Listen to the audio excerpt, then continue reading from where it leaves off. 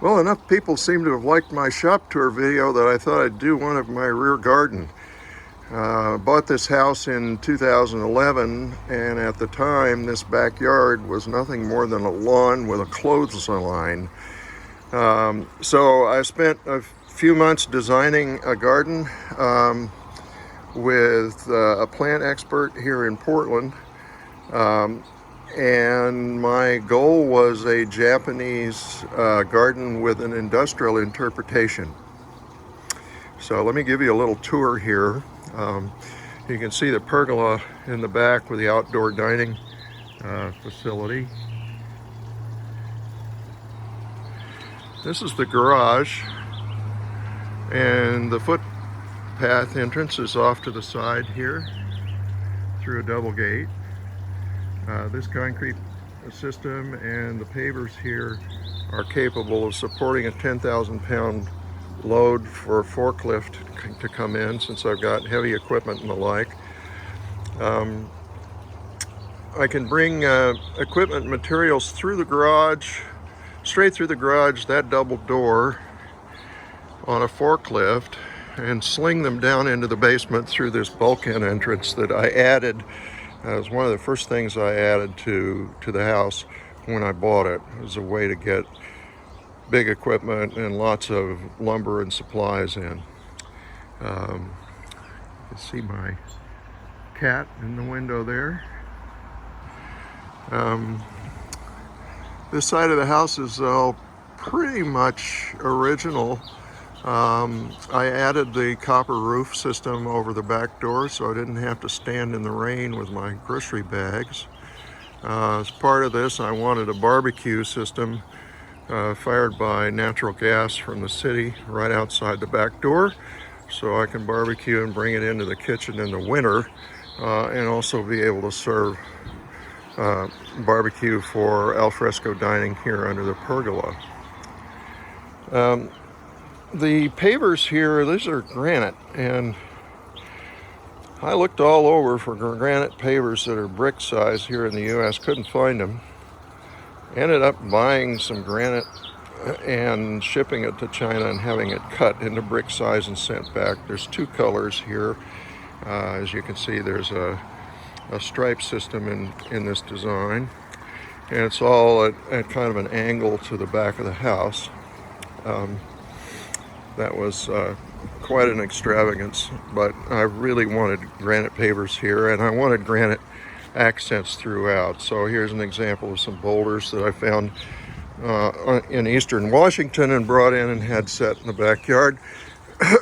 This particular boulder here, I wanted to keep this crepe myrtle tree warm. This crepe myrtle is native to southeast United States. Not very often seen here in Portland because it requires really hot weather in the summer.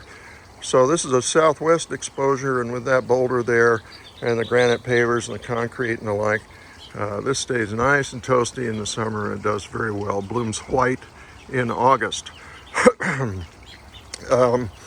Also part of the granite boulder system is this water feature. Underneath all of that stone is what's called an echo chamber, a great big box.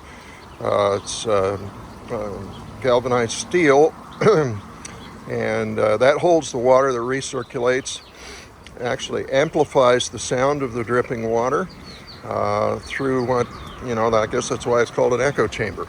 And it really provides a nice feature here in the backyard for the birds and the bees and the like.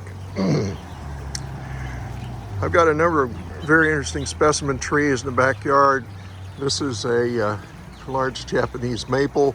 This was about 6 feet tall when it went in 2011. It's done really well. I've got a dogwood tree there, various other interesting plants. There's another weeping Japanese maple. So I've got flagstones off to a gravel path. All these paths and the stonework here is edged in steel. You can see there's a gravel path around the the eating area as well. I love decorative grasses. They're accented all over the property, not just here in the backyard, but along the street and in the front garden. This is a small swing. It actually articulates. It's an oak platform on struts that allow it to move back and forth. Up here on top of the pergola, I've got my copper sculpture of a rooster. This was made by a local artist for me out of scrap copper. I've named it Elmer after my grandfather.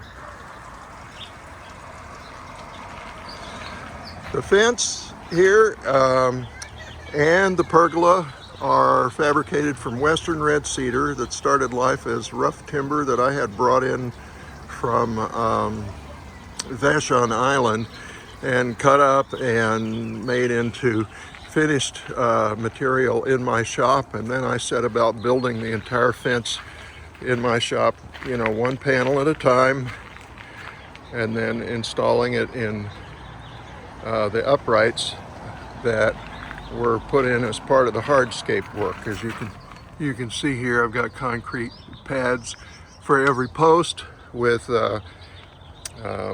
upright brackets to support the post.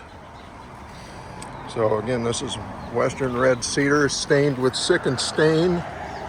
Sicken's from Sweden. The roses here are, this is a Jude the Obscure. I love the shape of this. It's a very fragrant rose, and it just blooms all summer long. More grasses back there. This is a paper bark maple tree, and it's situated right outside my breakfast area, which you can see there at the window. So I can sit in my breakfast area and look at that bark. I just love the bark on that tree. I put up a trellis back here with, this is a grape variety. It actually does produce fruit. I don't eat it, but the birds love it. And it provides amazing color in the fall when it turns red and bronze and all kinds of colors. I've got a beehive here. Put this out, built this and put it out in about 4 years ago. I'm still waiting for a swarm to come occupy it. I keep putting lemongrass oil out, hoping that they'll find it. So far, no luck. I may have to work with a local beekeeper to find a swarm to actually get it populated eventually.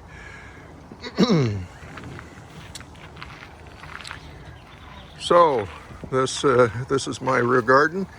It was featured in Better Homes and Gardens magazine Outdoor Spaces edition in the summer of 2016. It was also on the landscape architecture tour of Portland in the year before. Anyway, I hope you enjoy. I sure do. We had an outdoor dining experience here with some friends just the other night. It was just lovely. 80 degrees and just perfect.